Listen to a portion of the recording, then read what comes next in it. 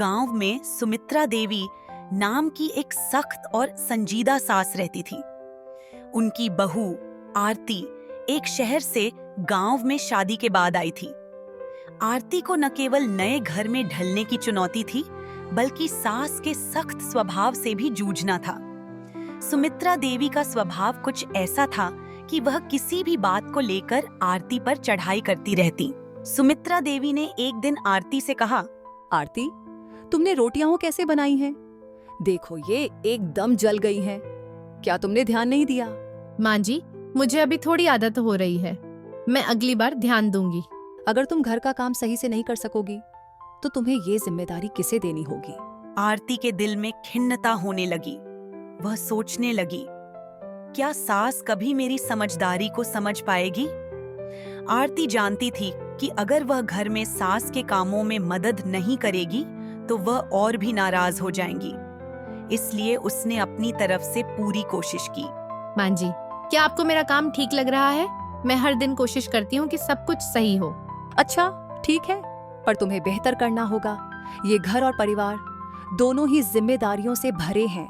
मैं समझती हूँ माँ जी, और मैं आपकी उम्मीदों पर खरा उतरने की पूरी कोशिश करूंगी।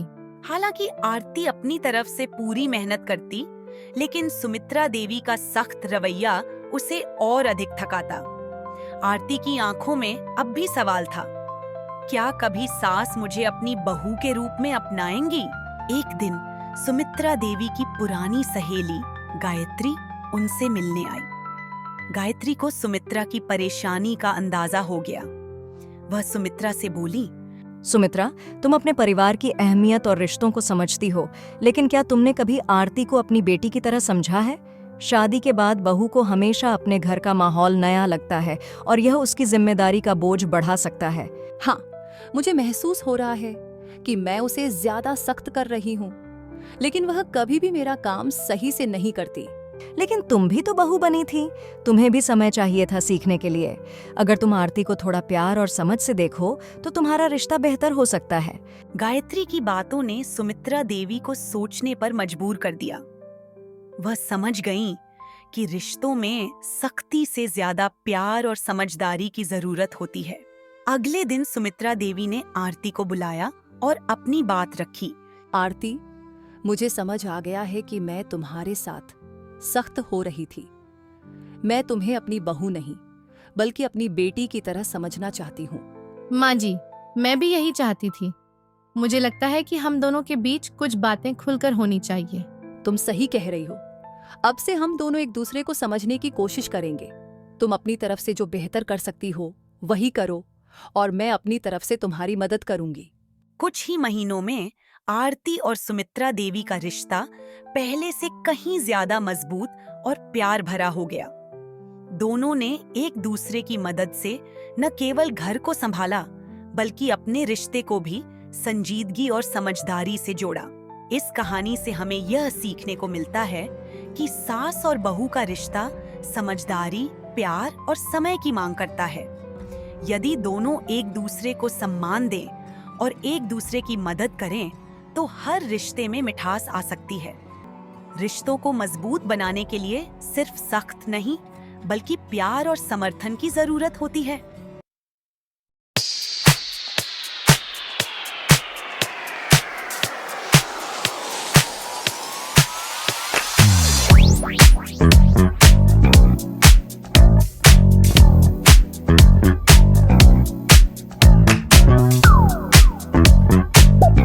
कमला देवी एक परंपरावादी महिला थी।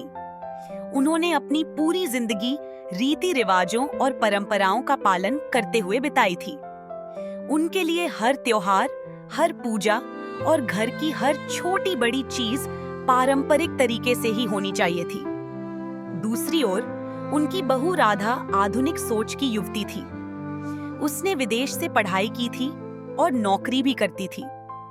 उसके लिए सादगी और सुविधा जीवन का मूल मंत्र था। एक दिन की बात है जब घर में गणेश चतुर्थी का त्योहार आने वाला था। कमला देवी ने राधा से कहा, बहू, कल से व्रत शुरू होगा। सूर्योदय से पहले उठकर नहाना और पूजा करना होगा। व्रत के दौरान सिर्फ फलाहार खाया जाएगा।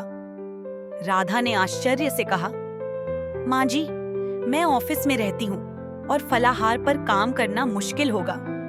क्या मैं पूजा कर लूं और बाकी दिन सामान्य खाना खा सकती हूँ? कमला देवी नाराज होकर बोली, यह कैसा प्रश्न है? हमारे यहाँ परंपरा का पालन करना जरूरी है। बहुएं तो हमेशा व्रत रखती हैं। तुम आजकल की लड़कियां परंपराओं को तोड़ने में ही खुश रहती हो। राधा चुप हो गई। वह बहस नहीं करना चाहती थी, लेकिन उसने मन ही मन सोच लिया कि वह अपनी बात पर कायम रहेगी। त्योहार के दिन राधा ने पूजा में हिस्सा लिया, लेकिन ऑफिस के लिए सामान्य खाना खाकर चली गई। कमला देवी पूरे दिन नाराज रही। अगले दिन कमला देवी ने राधा से कहा, तुम्हें यह समझना होगा कि परंपराओं का महत्व क्या है। यह सिर्फ नियम नहीं है, बल्कि हमारे पूर्वजों की सीख है। राधा ने शांत स्वर में जवाब दिया, माँ जी, मैं आपकी बात समझती हूँ, लेकिन समय बदल रहा है। कुछ परंपराएं हमें निभानी चाहिए, लेकिन हमें अपनी जरूरतों के हिसाब से बदलाव भी करना चाहिए। अगर मैं काम में ऊर्जा नहीं रख पाऊंगी, तो पूजा में मन कैसे लगेगा? बाद घर में दीपावली की तैयारियां शुरू हुई। राधा ने दीपावली की सजावट के लिए कुछ नया सोचा। उसने रंग बिरंगे इलेक्ट्रिक दियों और पेपर की सजावट के सामान से घर सजाने की बात की। कमला देवी को यह बिल्कुल पसंद नहीं आया। उन्होंने कहा, यह क्या है?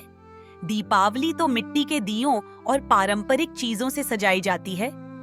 यह सब आधुनिक चीजें त्योहार की रौनक खत्म कर देती हैं। राधा ने मुस्कुराते हुए कहा, माँ जी, मिट्टी के दिए भी जलाएंगे और साथ में यह नई सजावट भी करेंगे।